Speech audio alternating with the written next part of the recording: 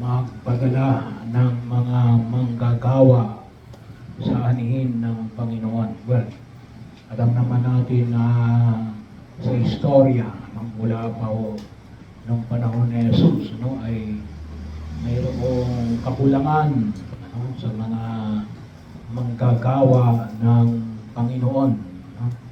So bahagi ho, well, hindi lang po pari, hindi lang po madre katulad ni Santa Veronica, ngunit kahit na ho yung mga laiko na naglilingkod, yung ating choir, yung ating server, yung ating lectors and commentator, yung mga pamunuan ng ating barangay, mga namamahala, ay tinatawagan.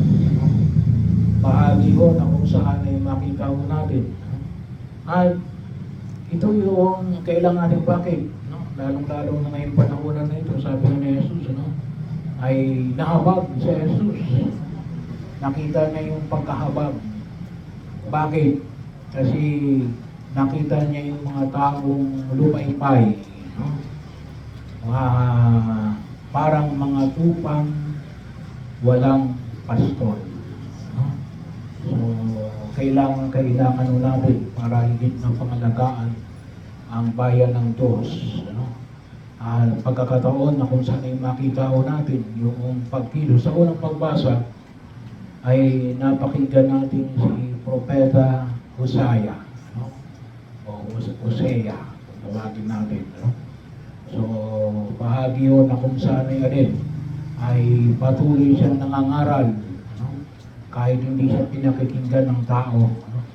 So, ito po ay binahagi niya si Propeta Hosea po ay, kung tawagin natin ay propeta, isa sa mga tinatawag nating minor prophets ng Lumang Tipan. Meron ng 12 minor prophets. At 4 major prophets sa Lumang Tipan. So, para makita ko natin, siya ay, kung tawagin natin, siya ay nakatira doon sa tinatawag nating Northern Kingdom. Kasi para makita ninyo na pagkatapos ni Haring Solomon, nahati po yung Israel. So, yung Israel kasi parang Pilipinas, mahaba. So nahati po ang Northern Israel, Northern Kingdom, yung taas. Yung Southern Kingdom ay yung pababa. Asan yung pinaka-demarcation line? Hindi yung Jerusalem. So, bahagi ho yun.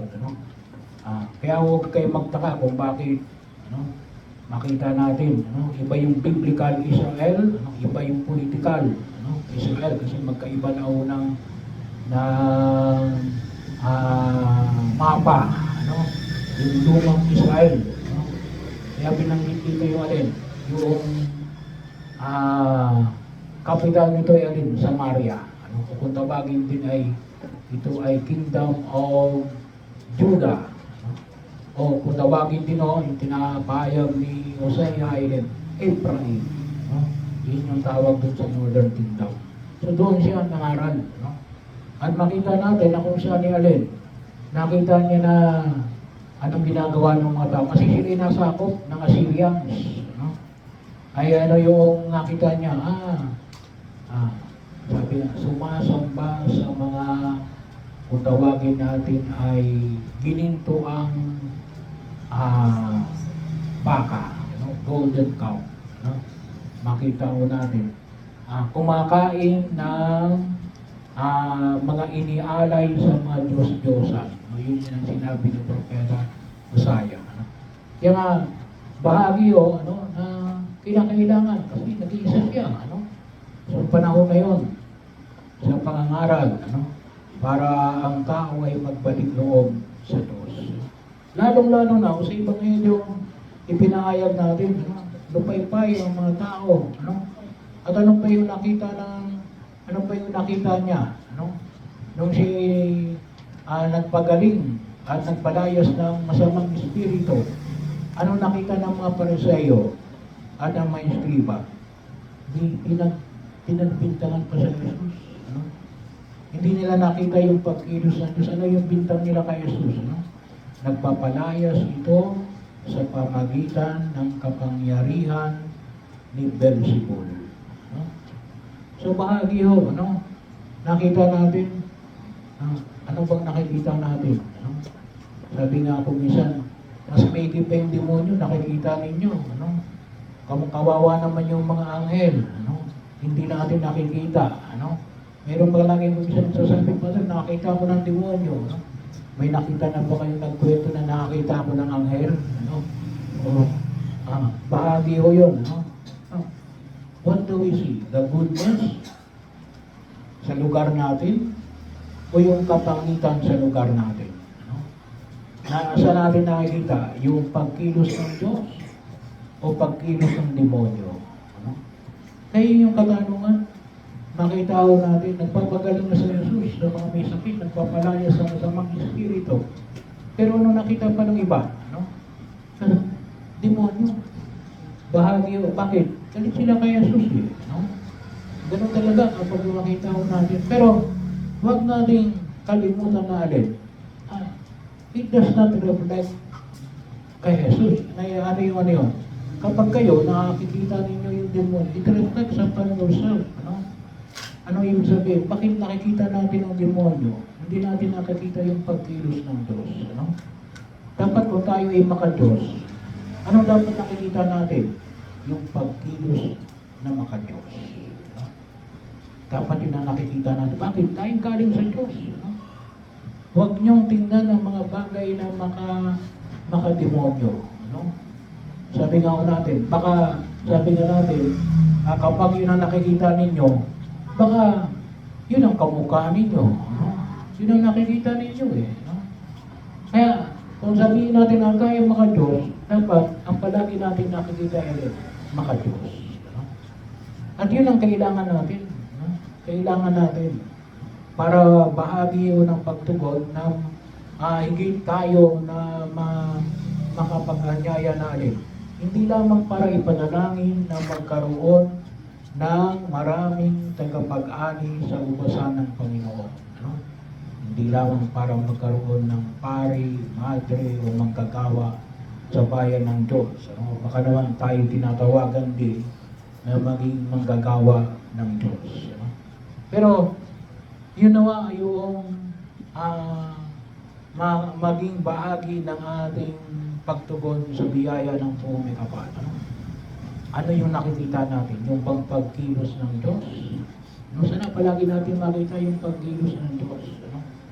Hindi yung alin. Hindi yung kawalan ng Diyos. No?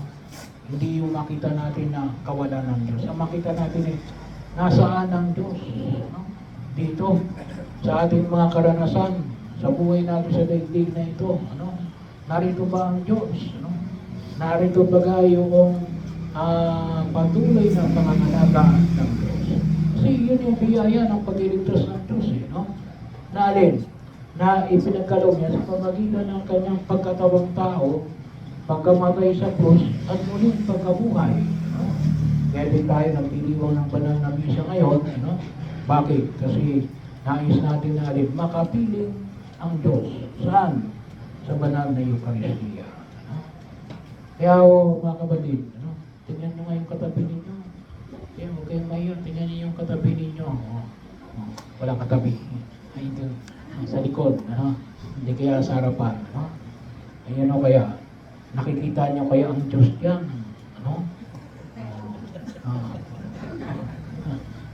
Ay, bahagi o yun. Nakita nyo ba ang Diyos dyan? Alam nyo kung minsan, pagkakataon, baka mamaya hindi yung nakikita ang Diyos. Hindi lalo-lalo na. Mamaya, anong makikita natin? Yung isang kapirasong tinapay. Baka lalo hindi tayo maniwala na nandoon ang Diyos. Isang kapirasong tinapay. We have to see the goodness in each and every one of us. Dapat makita natin ang mga bagay na mabuti at ang mga bagay na galing sa Diyos sa bawat isa sa atin. Kaya nga kung minsan makita ninyo kapag ako nag-homilia, no? Kung minsan sinasabi ko, sumainyo ang Diyos. No? Yun ang kalimitang ginagawa kong simula sa homilia paglinggo. Ano? Sumainyo ang Diyos. Ano? Bakit? Kasi it is, nire-recognize natin, kinikilala ko, nasa iyo ang Diyos. No? Nasa akin ang Diyos. No? Bahagi mo yun. Kaya, huwag natin kalimutan. Ano? At kung tayo ay makapangangaral, at kung tayo ay tunay na maging bahagi ng maglilingkod sa gawain ng tumaming kapal, ano? Ay yun ang makita natin bakit tayo maglilingkod kasi nasa akin ang Diyos. No? Kaya ako'y naglilingkod sa Kanya. Kasama ko ang Diyos. Kaya nga po, si Santa Veronica, ano, naghanto ng kanyang sarili sa bilang isang madre, ano, sapagkat doon niya nakita ano, yung pagkilos ng Diyos sa buhay niya.